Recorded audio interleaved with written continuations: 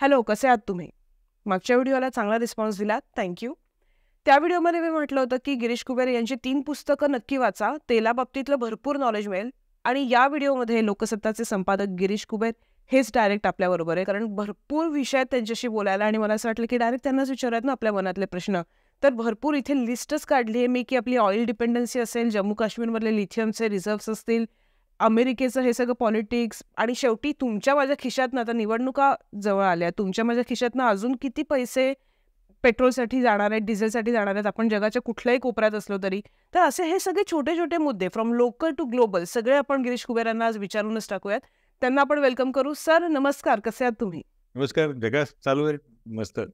Yes, सध्या वेस्टमध्ये पूर्ण सगळा गोंधळ चाललाय आणि त्याच्यावर आपण आत्ताच एक नुकता व्हिडिओ केला होता यूट्यूब चॅनलवर आणि त्या व्हिडिओसाठी मला तुमच्या 3ही पुस्तकांची इतकी ट्रिमेंडस हेल्प झाली. So first of all thanks to you. मला वाटतं ही पुस्तकं जर्नलिझमच्या सिलेबसमध्ये पण असायला पाहिजेत तुमची.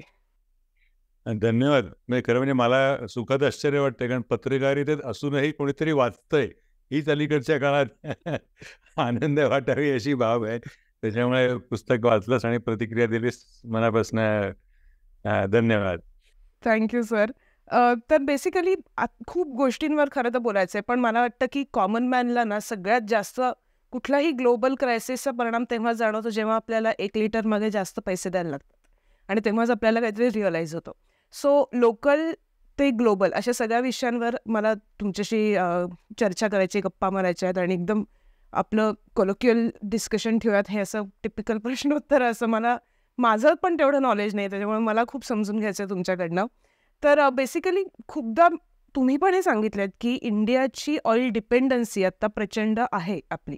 तर ती अराउंड 85% आहे, पण मी असं वाचलं, की 2019 पासून पण ती खूप वाढतच गेली आहे. तर काय एक्झॅक्टली ती फिगर, काय एक्झॅक्ट डिपेंडन्सी आहे आपली?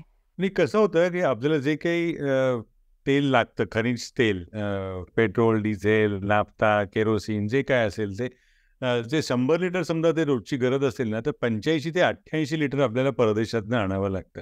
म्हणजे बॅरेलच्या भाषेमध्ये जर हिशोब केला तर 42 लाखापासनं ते पुढे दररोज इतकं तेल आपल्याला लागतं.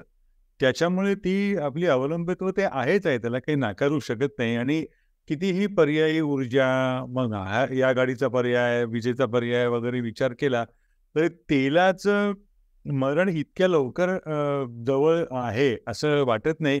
कारण केंद्र सरकारचाच जो आर्थिक पाहणी अहवाल असतो त्याच्यामध्ये त्यांनी म्हणलं की पुढच्या काही वर्षांमध्ये जवळपास 16% ही एकंदर मागणीमध्ये वाढ होईल. आता 42 लाख हा जर एक साधा आकडा धरला तर त्याचे 16% म्हणजे जवळपास 4-5 लाख बॅरलची मागणी वाढेलच. आणि त्याच्यामुळे हे अवलंबित्व फार आहे आणि त्याचा संबंध अर्थातच आपल्या तुमच्या आमच्या पगारावरती, वेतनावरती आणि एकंदर खर्चावरती अवलंबून असतो संबंध त्याचा. पण हे ऑइल कन्झम्पशन म्हणजे जास्त ऑन रोड गाड्यांसाठीचं आहे का? असं काही अशी काही कॅटेगरी किंवा असे काही पर्सेंटेज आहेत का, की कशासाठी सगळ्यात जास्त भारताला ऑइल लागतं? खरं म्हणजे हा खूपच छान प्रश्न आहे, कारण हा प्रश्न कोणी विचारत नाही. तुला या क्षणाला म्हणजे खरं म्हणजे ऐकणाऱ्या प्रत्येकाला अत्यंत मोठा धक्का बसू शकेल, की सगळ्यात जास्त तेल म्हणजे डिझेल समजा धरलं, तर कशामध्ये वापरलं जातं, कशासाठी वापरलं जातं? हा जर प्रश्न विचारला तर प्रत्येकजण कोणी बोटींसाठी, इंजिनांसाठी, मोटारींसाठी वगैरे वगैरे असं उत्तर देईल. पण सगळ्यात जास्त डिझेलचा वापर या देशामध्ये होतो तो त्या मोबाईल टॉवरसाठी होतो. ते मोबाईल टॉवरला जी वीज लागते, आता हे पुणा, मुंबई, नाशिक, दिल्ली, वगैरे हे सगळं सोडून दे. पण बाकीच्या ग्रामीण भागामध्ये मोबाईल टॉवर 24 तासात त्यांना सतत त्यांना वीज लागत असते. तेवढी वीज काही आपली सरकारी यंत्रणा किंवा वीज कंपन्या पुरवू शकत नाहीत. त्यामुळे त्यांच्यासाठी स्वतंत्र जनरेटर सेट्स ठेवावे लागतात. आणि गंमत अशी की या देशामध्ये मोफत अन्न दिलं जातं किंवा नाही, किंवा आणखी काही चांगल्या सुविधा मोफत आहेत की नाही त्याच्याविषयी प्रश्न असेल, पण मोफत डेटा मात्र दिला जातो. त्याच्यामुळे आपले रिक्षावाले असतील किंवा आपले बसवाले असतील, गाडी चालवता चालवता समोर सिनेमा बघत असतात, अपघात होतात. कालच तसा एक मोठा अपघात आपल्याकडे झालेला आहे. त्यामुळे मोबाईलचं कन्झम्पशन, मोबाईलचा वापर इतका प्रचंड आहे आणि त्यामुळे 24 तास तो ठेवावा लागतो. त्याच्यासाठी जी काही वीज तयार करावी लागते ती जनरेटरवर होते आणि सगळ्यात जास्त वीज त्यासाठी लागते. त्याच्याशिवाय मोठमोठ्या SUVs म्हणतात तशा गाड्या आहेत, मोटारी आहेत, बस गाड्या आहेत, जहाजं आहेत, रेल्वे इंजिनं आहेत. त्यामुळे जे आपण डांबर म्हणतो ते एका अर्थाने हायड्रोकार्बनच असतं. रॉकेल हा नावाचा पदार्थ ओळखला जातो तो हायड्रोकार्बन असतं. नाफ्ता म्हणतात इंडस्ट्रियल लेवलवर त्याचा खूप मोठ्या प्रमाणावरती वापर असतो. ते पण हायड्रोकार्बनच आहे. म्हणजे एका हायड्रोकार्बनचे इतके प्रकार आहेत ना, तुम्ही आम्ही प्लास्टिक वापरतो ते त्या हायड्रोकार्बनपासून येतं. त्याच्यामुळे येताना भारतात तेल हे पेट्रोल हे डिझेल अमुक असं येत नाही. हायड्रोकार्बनचा एकच एक घटक असतो आणि त्याच्या घटकासनं त्या रिफायनरीज ज्याला म्हणतात तेल शुद्धीकरण करणाऱ्या कंपन्या या मागणीप्रमाणे त्यातलंच रॉकेल तयार करतात, त्यातनं कधी डिझेल करतात, त्यातनं पेट्रोल करतात आणि हे प्रचंड आहे. आपली सगळी अर्थव्यवस्था याच्याशी निगडीत आहे. Right, right. आणि म्हणजे असं म्हणायला हरकत नाही की जर काही ट्रिमेंडस मोठं हे वर्ल्ड वॉर 3 टाइप्स काही झालं तर आपल्या फक्त गाडीवर नाही येणार तर ते आपल्या मोबाईलवर पण येऊ शकेल म्हणजे पुढच्या मोबाईलवर येईल, आपल्या चुलीवरती येईल, कारण स्वयंपाकाचा गॅस असेल. हे सगळं त्या तेलाशी निगडीत आहे, ज्याला शास्त्रीय परिभाषेत हायड्रोकार्बन असं म्हटलं जातं. त्यामुळे हा अत्यंत महत्त्वाचा घटक आहे आणि अनेक अत्यंत महत्त्वाच्या चांगल्या घटकांप्रमाणे सामान्य माणसाचं या घटकाकडे दुर्लक्ष झालंय. तो या विषयाकडे प्रेमाने बघतच नाही किंवा बघायचं त्याला शिकवलं जात नाही. कारण हा आपल्या अर्थव्यवस्थेचाच नाही, जगण्याचाच असा कणा आहे. तर मोबाईलच्या वापरापासून ते आपण त्या गाड्या चालवतो इथपर्यंत आपल्याला जर तेल लागत असेल तर तेलाचं महत्त्व आपण लक्षात घ्यायला हवं. पण दुर्दैवाने ते आपल्याकडे घेतलं जात नाही.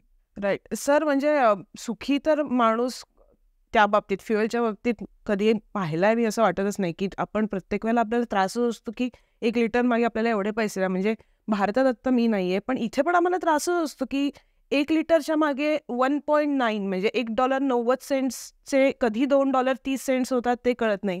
तर सामान्य माणूस तर सुखी नाहीच आहे फ्युएलच्या बाबतीत. पण भारत सरकारला कधीतरी हे सुखी दिन आले होते फर्स्ट टर्ममध्ये असं आपण म्हणू शकतो का? कारण जर आपण 2014 पासून तेलाचे इंटरनॅशनल रेट्स पाहिले तर ते सरकारसाठी बरीच वर्ष कमी होते. खूपच कमी होते, कारण या सरकारसाठी तर ती अतिशय खरं म्हणजे प्रत्येक सरकारला हे एक छान त्याला जर तुलना करायची झाली तर पोहता येत असू दे किंवा नसू दे, माणूस पाण्यात पडला की एकदा वरती येतो. त्याला एकदा संधी मिळते. ती जर त्यांनी साधली नाही तर अर्थातच मग जे काय व्हायचं ते होतं. तसं देशाच्या इतिहासामध्ये प्रत्येक सरकारला तेलानं अशी सुवर्ण संधी दिलेली आहे. म्हणजे ते इतकं कमी झालेलं आहे. म्हणजे विशेषतः या सरकारच्या बाबतीत तर असं झालंय की कोविडच्या कालखंडामध्ये तेलाचे दर शून्याखाली गेले होते. म्हणजे इतकं स्वस्त होतं की ते म्हणजे त्याला घ्यायलाच कोणी तयार नव्हतं, कारण काही गरजच नव्हती. प्रवास बंद होते, विमानं जमिनीवरती, मोटारी घराघरामध्ये गॅरेजमध्ये पडलेल्या होत्या. सगळी मागणी ठप्प होती, कारखाने बंद होते. त्यामुळे त्या काळात प्रचंड प्रमाणावरती तेलाचे दर स्वस्त झाले. पण या सरकारचं म्हटलं तर आर्थिक चातुर्य किंवा ज्याला कोणाला दुसरं काही म्हणायचं असेल तर ते राजकीय चष्म्यानुसार याचे रंग बदलतील या उत्तराचे. पण यांनी केलं काय तर स्वस्तात तेल स्वतः घेत असताना नागरिकांकडनं जे दर दिले जातात त्याच्यात कपात केली नाही. म्हणजे $90 प्रति बॅरल जर तेल घेतलं आणि त्याप्रमाणे जर दर आकारले जातात आणि आत्ताही जातात तसे पूर्वी जात होते. पण ज्यावेळेला तेलाचे दर शून्य झाले, शून्याच्या खाली गेले, तेव्हाही मात्र तुम्ही आणि आम्ही म्हणजे विशेषतः आम्ही भारतातले ₹100 आसपास जे काही दर होते तसेच दर देत होतो. म्हणजे हा जो पैसा प्रचंड प्रमाणावरती सरकारला उपलब्ध झाला तो त्या सरकारच्या कामाला आला. त्यामुळे सरकारला अच्छे दिन स्वस्त तेलामुळे निश्चितच आले, नागरिकांना ते आले असं म्हणता येणार नाही. करेक्ट. आणि आता तुम्ही 2020चा उल्लेख केलात आणि त्याच्यावर आपण एक व्हिडिओ पण केला होता की 2013 ते 18 मध्ये म्हणजे $130 होतं मनमोहन सिंग सरकारच्या काळात पर बॅरल इंटरनॅशनली. तिथून ते खाली 50-30 पर्यंत आलं. अबकारी कर त्यात 7-8-9 वेळेला वाढले. त्यावर पण आपण व्हिडिओ केला होता. पण 2020चा असं एक आर्ग्युमेंट केलं जातं की तो एक खरं तर मास्टर स्ट्रोक होता 2 कारणांसाठी. कारण जरी शून्यावर दर असले तरी आपण स्टोरेज केलं त्या काळात तेलाचं खूप जास्त आणि एक प्रकारे सरकारच्याच खिशात पैसा आला ना, म्हणजे तो एक प्रकारे जनतेच्याच खिशात पैसा आला, असं एक आर्ग्युमेंट होतं. पण स्टोरेज केलं हे थोडंसं फसवं विधान आहे. याचं कारण तेल साठवण्याची क्षमता एका रात्रीत तयार नाही होऊ शकत. त्यासाठी जमिनीखाली प्रचंड जाड आकाराच्या भिंतींच्या टाक्या बनवाव्या लागतात आणि त्या टाक्यांपासून पाईपलाईन आणि दळणवळण यंत्रणा असावी लागते. त्यामुळे आपण केलं काय, तर आपण टँकरमध्ये स्टोअर केलं. म्हणजे असे परदेशी कंपन्यांचे टँकर घेतले आणि हा आपण बुक करून ठेवला. तशा पद्धतीनं स्टोअर केलं, पण त्यालाही मर्यादा असतात. म्हणजे उदाहरणार्थ आता अमेरिका तेलाचं जेव्हा साठवण करते ना, तेव्हा अमेरिकेत तर तेल एक दिवसही आलं नाही, तर अमेरिकनांचा संसार हा जवळपास 180 दिवसांपेक्षा जास्त काळ सुखाने चालू शकतो. त्यांच्या घरातली चूल बंद होणार नाही. म्हणजे जवळपास 6 महिन्यापेक्षा जास्त काळ पुरेल इतका तेल साठा त्या देशांमध्ये आहे. एवढ्या साठवण क्षमतेच्या टाक्या आहेत. भारतात मात्र हे आपण जास्तीत जास्त 7 ते 7.5 दिवस पुरेल इतकंच तेल साठवू शकतो. त्याच्यामुळे तितका आपल्याला उपयोग झाला असं म्हणता येणार नाही. पण सरकारला त्याचा निश्चितच फायदा झाला, कारण तेलाचे दर खूप गडगडल्यामुळे जो काही वरचा पैसा सरकारच्या हाती जमा झाला, त्याचा उपयोग सरकारला विविध ज्या काही सामाजिक सुविधांसाठी करायचा होता, तो करता आला. सर, पण आता मी वाचलं की आपल्याला 2021 मध्ये जेव्हा आपण केली होती रिक्वेस्ट की एवढं तेल वाढायला नको ती प्राइस, तेव्हा तर सौदी अरेबियानं पण आपल्याला ऐकवलं होतं की मग तुम्ही जे स्टोरेज केलंय त्याचं तुम्ही वापरा. आणि आता आपले सौदी अरेबिया बरोबरचे संबंध तर खूपच चांगले आहेत. नाही, कसं आहे ते एकट्या दुकट्या देशांच्या संबंधापेक्षा ना तेलाचा दराचा संबंध हा तेल संघटनेच्या दरांशी असतो. एका अर्थाने त्याला इंग्रजीमध्ये छान शब्द आहे, कार्टेल आहे. यांचं एक स्वतःचं व्यापारिक हे मंडळी आहेत, देश आहेत, त्यांची संघटना आहे ओपेक नावाची, organisation of petroleum exporting countries, आपल्या सगळ्यांना माहिती असते. ते तेलाचे दर ठरवत असतात. आणि तसा वैयक्तिक फायदा आपल्याला सौदीमुळे होऊ शकतो का नाही होऊ शकतो का, त्याच्यात फार जाण्यात अर्थ नाही. कारण तसं नाही होऊ शकत, कारण आता गेल्या काही महिन्यात सौदीनीच तेलाचं उत्पादन कमी केलेलं आहे. त्यामुळे तेलाचे दर वाढू लागलेले आहेत.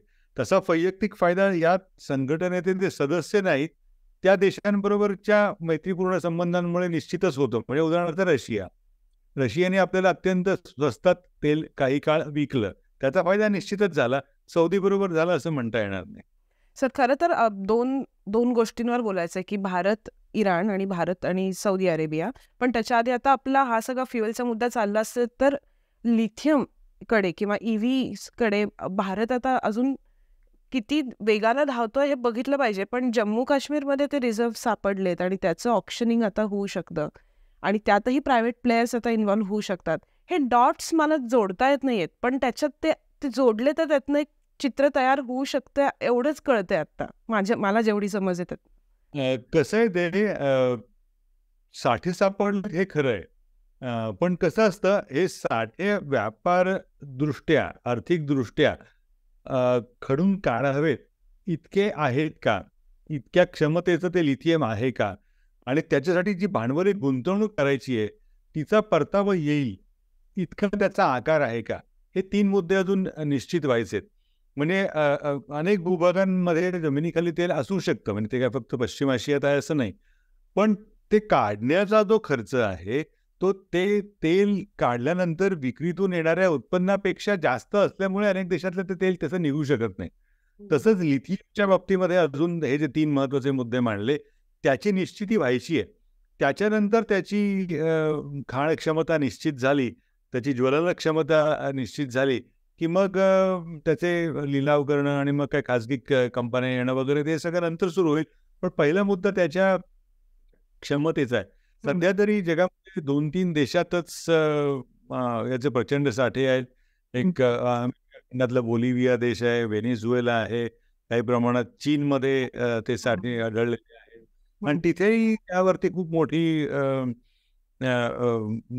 वादावादी आणि राजकीय मतभेद झालेले होते. उदाहरणार्थ बोलिव्हिया देशातल्या नागरिकांनी, काही संघटनांनीच एलॉन मस्कवरती आरोप केला होता की आमच्या देशातल्या सत्तांतरामागे त्याचा हात आहे, कारण त्याच्या EVसाठी ते जे लिथियम लागतं ते तो तिथं मिळवत असल्यामुळे ते देण्याला जे विरोध करणाऱ्या राजकीय पक्ष किंवा संघटना आहेत त्यांच्या विरोधात याने मदत केली ती स्थानिकांना, असा आरोप आहे.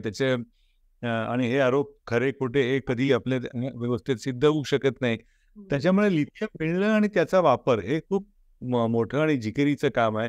आणि नुसतं लिथियम मिळून चालत नाही, याच्या बरोबरीनं कोबाल्ट लागतं.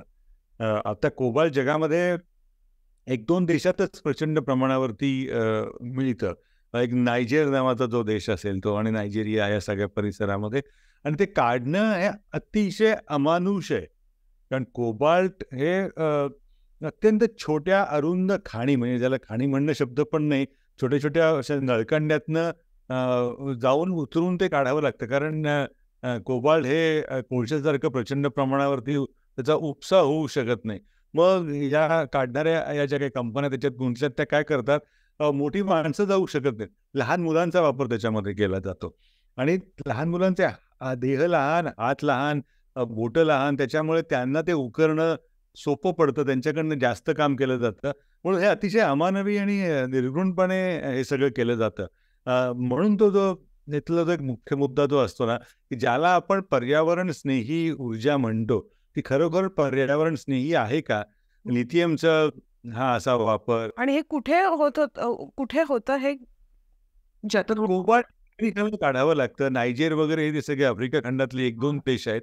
तिथेच ते फक्त मिळतं. दुर्दैवाने त्याचे बाकीचे साठे नाही आहेत. त्यामुळे त्या ज्या बॅटऱ्या असतात त्याच्यामध्ये कोबाल्ट आणि लिथियम या दोन्हीचं संयोग असल्याशिवाय त्या बॅटऱ्या काम करू शकत नाही. त्याची ज्वलन क्षमता तितकी ताकद त्याच्यामध्ये येत नाही. त्याच्यामुळे हा जो पर्यावरणाचा सगळा मुद्दा त्या नजरेने बघितलं जातं, त्याच्याविषयी अनेक प्रश्न आहेत. राईट. सर, आता भारताची डिपेंडन्सी बाबत आपण बोललो, की गल्फ कंट्रीवर खूपच आहे. आता ॲक्च्युअल काही इस्रायल किंवा पॅलेस्टाईन किंवा गाझा स्ट्रिपमधनं आपल्याला तेल येत नाही. पण पुढच्या काळात जर इराण याच्यात स्टेप इन झाला तर आपले संबंध किंवा आपल्या इकडच्या तेलावर त्याचा परिणाम होऊ शकेल इंटरनॅशनली. पण तुम्हाला असं वाटतं का, की ही डिपेंडन्सी भारताचा फोकस स्विच होणं हे अमेरिकेसाठी पण बरं आहे, कन्सिडरिंग त्यांचं जी टेक्नॉलॉजी आता त्यांनी ऑइल प्रोडक्शनसाठी वापरली आहे, जो खर्च केला आहे, जितकी इंडिपेंडंट अमेरिका झाली आहे, त्यांना पण त्यांच्या तेलासाठी मार्केट हवं आहे आता. They are not only customers anymore. तर कुठेतरी अमेरिकेसाठी हे फायद्याचं आहे का, की इंटरनॅशनली तेलाच्या किमती वाढणं? आंतरराष्ट्रीय पातळीवरती तेलाच्या किमती वाढणं हे अमेरिकेच्याच फायद्याचं आहे. ते सौदीच्याच फायद्याचं आहे आणि ते रशियाच्या त्याहून फायद्याचं आहे. त्याचं कारण असं की अमेरिकेने जी जी गुंतवणूक केलेली आहे, ज्याला शेल ऑइल किंवा शेल गॅस असं म्हटलं जातं, त्याचं तेल काढणं अत्यंत खर्चिक असतं. म्हणजे त्याच्यासाठी तेलाचे दर किमान $60 प्रति बॅरल असावे लागतात. तसे झाले तरच ते त्याचं उत्पादन फायदेशीर ठरू शकतं. म्हणजे जेव्हा कोविडच्या काळात तेलाचे दर शून्यावरती गेले, त्यावेळेला एका दिवसामध्ये अमेरिकेमध्ये जवळपास 350 कंपन्या या शेल ऑइलमधल्या बंद पडल्या, दिवाळखोरीत निघाल्या. त्याच्यामुळे ते तेलाच्या दराची त्यांना जास्त काळजी येते. जितके वाढतील तितक्यामध्ये त्यांची नफेखोरी अर्थातच वाढू शकते. तेच गणित सौदी अरेबियाचं आहे. आणि याच्यात एक विचित्र प्रकार असा घडलेला आहे की रशियावरती निर्बंध लादलेले असल्यामुळे रशियाला मात्र $60 पेक्षा जास्त दराने तेल विकता येत नाही. आता मग रशियाने मार्ग काय काढला याच्यातनं, तर तो त्यांनी भारतीय कंपन्यांना विकल्या आणि ज्या भारतातल्या जे काही मोजक्या कंपन्यांना कुठल्याही गोष्टीचा नेहमी फायदाच होतो, त्यातल्या एका कंपनीला तो झाला. आणि गंमत अशी की मी असं खाणार नाही, पण असं घास दिला तर खाईन, अशी एक ती बाजारपेठी व्यवस्था झाली.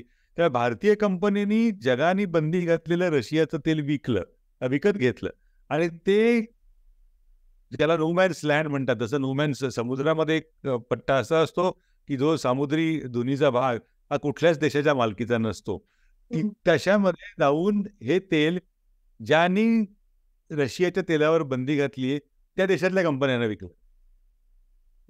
असा एक प्रचंड मोठा व्यवहार गेले काही महिने सुरू आहे आणि तो त्याच्यावरती चर्चा पण झाली, त्याच्यावरती अनेकांनी लिहिलं पण.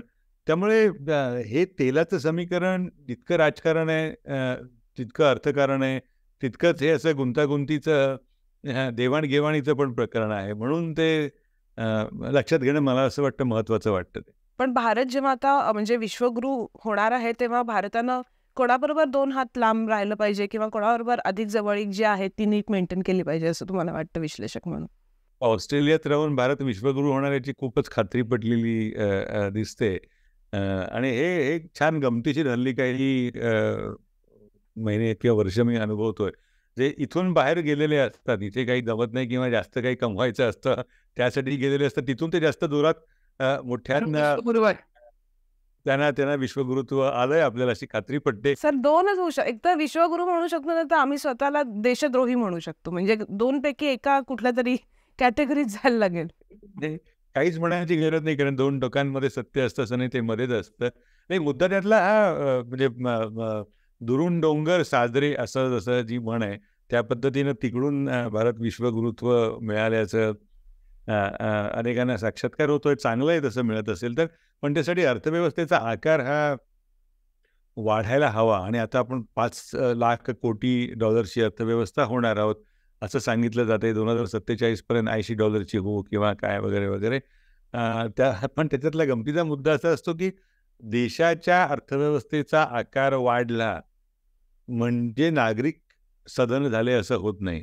म्हणजे उदाहरणार्थ समजा तुझ्याकडे 4 कंपन्यांचे जर शेअर्स असतील, तर सेन्सेक्स वाढला, पण त्या 4 कंपन्यांचे शेअर्स नाही वाढले, याचा अर्थ तुला फायदा झाला असा नाही ना.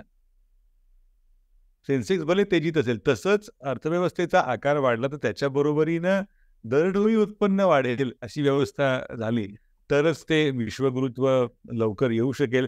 आणि विश्वगुरुत्व होण्यासाठी सगळ्यात मोठी गरज जी कुठली असेल, तर ती अनिर्बंध ऊर्जा ही असावी लागते. मग अमेरिका असेल, इस्रायल असेल, अख्खे युरोपीय देश असतील, म्हणजे फ्रान्ससारखा देश असेल. म्हणजे फ्रान्सचं एक वेगळेपण काय, की तो देश जवळपास 74-75% त्यांची ऊर्जा ही अणु इंधनातनं तयार करतो. हे खूप महत्वाचं आहे, की ठीक आहे आमच्याकडे तेल नाही ना. आता खरं म्हणजे टोटलसारख्या कंपन्या, फ्रान्सच्याही तेल क्षेत्रात काही कंपन्या आहेत, पण त्यांनी अणुऊर्जेला विकसित केलं. आपल्याकडे भारत अमेरिका अणु करार झाला, पण पुढे काहीच घडलं नाही. एक एक अणुऊर्जा आपल्याकडे त्याच्यानंतर तयार वाढलेली नाही. जी काय आहे ती तशीच आहे. त्याच्यामुळे विश्वगुरू होण्यासाठी अर्थव्यवस्थेचा आकार वाढायला हवा आणि अर्थव्यवस्था वाढायची असेल तर त्यासाठी प्रचंड प्रमाणावरती अनिर्बंध पातळीवरती ऊर्जा उपलब्ध असायला हवी. म्हणजे आपल्याकडे जर उलटं तत्वज्ञान आहे, की विजेची बचत म्हणजे विजेची निर्मिती सांगावं लागतं, कारण मुळात कमतरता आहे. हे विकसित देशांचं वैशिष्ट्य काय, की घरी जाताना किंवा दुकान बंद करून जाताना ते शटर ओढून जातील न जातील, उलटे जात नाहीत, कारण ते काचेच्यामध्ये छान रंगीबेरंगी वस्तू दिसत असतात आणि दिवे चालू असतात. हे का असू शकतं, कारण ऊर्जा प्रचंड आहे त्यांच्याकडे. राइट. आपल्याला त्याच्या मला असं वाटतं ऊर्जेवरती स्वामित्व मिळवावं लागेल. मिळेल त्या मार्गाने ऊर्जा निर्मिती करावी लागेल. तेव्हा कुठे अर्थविकासाला चालना मिळू शकेल. राइट. सर अगदी क्विकली एक शेवटचा प्रश्न विचारते, कारण आपल्याकडे वेळेची पण थोडी मर्यादा आहे. पण आत्ता तुम्हाला वाटतं हे वर्ल्ड वॉर 3 होईल? मला वाटत नाही, कारण ते कोणालाच परवडणारं नाही आणि हल्ली युद्ध आर्थिक पातळीवरती जास्त लढली जातात. म्हणजे रशिया आणि युक्रेन आणि हे पश्चिम आशियात इस्रायल आणि गाझा जे सुरू झाले, हे असे एक विचित्र अपवाद आहेत. त्याच्याशिवाय बाकीची जी युद्ध लढली जातात ते प्रतिपक्षाला व्यापारी मार्गाने नामोहरम करता येतं. त्याच्यामुळे रशियाविरुद्ध पाश्चात्य देश जे लढतायत ते व्यापारी मार्गाने लढतायत. त्यामुळे तशाच पद्धतीनं याच्यामध्ये संघर्ष वाढेल आणि तो व्यापारी पद्धतीनं होईल. लष्करी युद्ध कोणालाच परवडणारं नाहीये, त्याच्यामुळे ते होईल वाटत नाही. पण या मधल्या टप्प्यामध्ये म्हणजे युद्ध सुरू आहे, सध्या संघर्ष सुरू आहे आणि संघर्ष थांबेल तो काळ. यामध्ये तेलाचे भाव वरखाली होणं हे जास्त अनेकांना फटका देणारं आहे आणि ते 1973 साली असंच युद्ध झालं होतं इस्रायल विरोधात. त्यावेळेचा आणि आत्ताच्यातला फरक एवढा आहे, तो महत्त्वाचा आहे, तो लक्षात घ्यायला हवा. त्यावेळेला अमेरिकेवर तेलबंदी घातली या तेल संपन्न देशांनी आणि नंतर तेलाचे भाव 400 पटीनं वाढले. ते $3 प्रति बॅरल होते, ते $12 गेले आणि जगाला आर्थिक संकट भेडसावलं. आता ते अमेरिकेवर तेलबंदी घालू शकत नाहीत, कारण अमेरिका तेलाच्या बाबतीत पूर्णपणे स्वयंपूर्ण बनलेली आहे. हा या आणि त्यावेळच्या युद्धामधला अतिशय महत्त्वाचा फरक आहे. त्यामुळे अमेरिका हे किती लावून घेईल स्वतःच्या अंगाला, याच्यावरती हा संघर्ष कधी संपेल हे अवलंबून असेल असं मला वाटतं. Absolutely sir, thank you so much. हे डिस्कशन किंवा हे समजून घेणं पण आत्ता इम्पॉर्टंट होतं, कारण अमेरिकेच्या पण निवडणुका आहेत, भारताच्या पण निवडणुका काही महिन्यांवर आल्या आहेत आणि त्याच्यामुळे ओव्हरऑल एक लोकल पॉलिटिक्स असतं, पण ग्लोबली पण या सगळ्याचा तुम्ही खूप छान सांगू शकता, म्हणून मला वाटलं you are the right person. आणि खूप थँक्यू की तुम्ही आज वेळात वेळ काढून आलात आपल्या चॅनलवर आणि इकडे खूप चांगली माहिती दिलीत. खूप धन्यवाद. थँक्यू. शुभेच्छा.